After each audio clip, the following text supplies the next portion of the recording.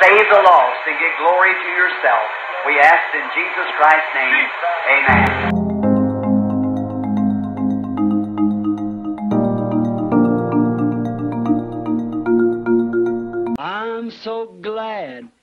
nongeye kugusuza ukurikisha Bwac TV muri kano kanya. Imana iguhe umugisha. Guhaye ikaze nanone mu kiganiro Branham aravuga. Iki ni ikiganiro mugezweho n'umuhanuzi Imana yatwereje muri kino gisekuruza cya nyuma, ari William Marion Branham, atubwira mu kibwiriza yagiye abwiriza ndetse akanakora n'inyigisho zifasha imitima yacu ndetse n'ubugingo bwacu. Mu kiganiro Branham aravuga kandi mubasha kumva ibitangaza bigiye bitandukanye Imana yagiye ikora binyure mu murimo wa William Marion Branham. Muri Branham aravuga mubasha kongera kumenya ubuzima bw'umwihariko umuhanuzi Imana yatwereje muri kino gisekuruza cya nyuma, ari William Marion Branham. Iki kiganiro mukigezwaho nanjye Nyiziga mu Madadire kandi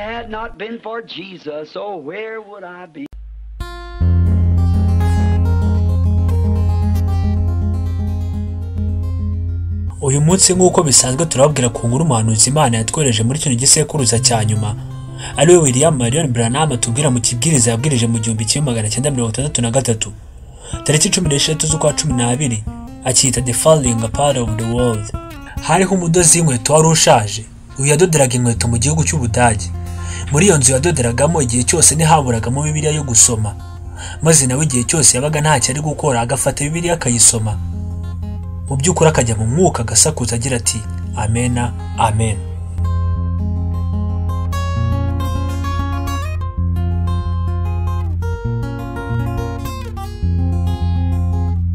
Icyo gihe bari begereje igihe cya Noheli, nuko abwira abo bagabo bari kumwe ati iyi Noheli igiye kuza sinzigera natsa amatara y'imitako bashyira mu bitagaragaza ko Noheli yegereje. Akomeza agira ati ahubwo uriya munsi nzategura amafunguro meza cyane, ati nzabaga intama yanjye maze nyishyiremo ibindi bintu byiza maze nkore isosi iryoshye. Mu by'ukuri umudozi w'inkweto yabaga wenyine. Akomeza agira ati noneho nibimara gushya nzategura ameza yanjye meza maze nshyireho ibiryo byanjye byiza maze ntumire Yesu Kristo. Ati kuko nshaka kumenya Mesiya. Ati noneho nzasabira umugisha amafunguro, noneho nshimira Imana izaba yabimaye. Ati nyuma yaho nzabwira Yesu ni Mwami Yesu, ese ntibyashoboka kuza hano ku meza tugasangira Noheli? Branham yungamo akavuga ati igihe cyose Imana yicisha bugufi, ati kandi Imana igihe cyose yumva abanyakuri nk'abo ngabo.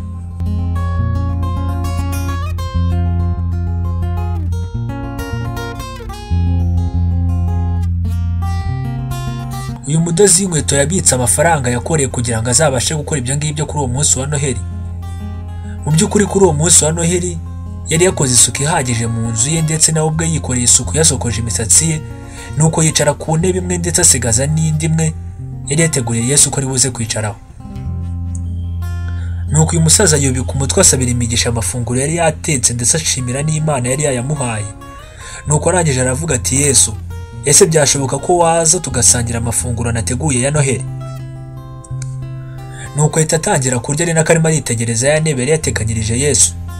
Mu by'ukuri nta muntu wigeze aza. Akomeza kurya buhoro buhoro, arongera aravuga ati Mwami, nagutumiye ngo uze tubashe gusangira amafunguro nateguye ya Noheli.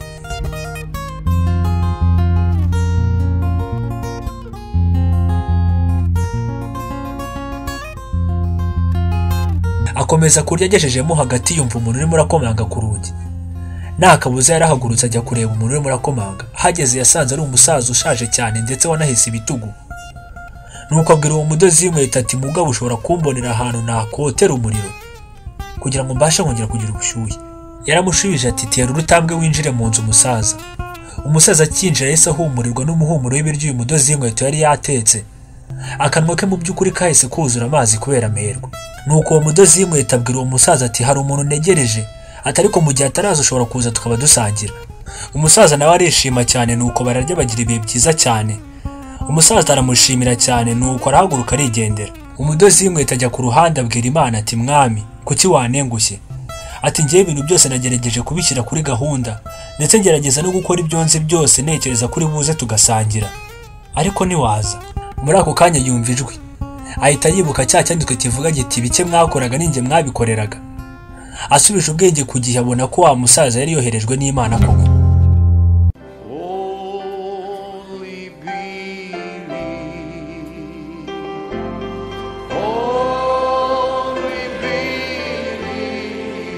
umuhanuzi Imana yatworeje muri cyo gisekuruza cya nyuma rero William Marion Branham yanzura mu magambo make agira ati icyo tugomba gukora ntitwakibonera mu itorero cyangwa se mu idini, ati ahubwo ni mu maraso ya Yesu Kristo kubw'ijambo rye. Ati Yesu Kristo yaravuze ati ibyo mwakoreraga bariya ninjye mwabaga muri kubikorera. Bene data bashiki banjye, umwami wacu Yesu Kristo yigaragariza mu buryo buciye bugufi. Ni naho ngaha dusoreje kino kiganiro Branham aravuga cy'uyu munsi. Ndagushimiye twabanye muri kino kiganiro. Mwibutsa kandi nimba uri mushyashya kuri Shamgar TV usiga ukanda subscribe kugira ngo ubashe gukomeza gukurikirana ibiganiro byacu bya buri munsi. Ndongera kukwibutsa ko ushobora kudukurikirana ku zindi mbuga nkoranyambaga nka Facebook, Twitter, Instagram, hose wandikamo Shamgar TV. Imana ibahe umugisha. Shalom.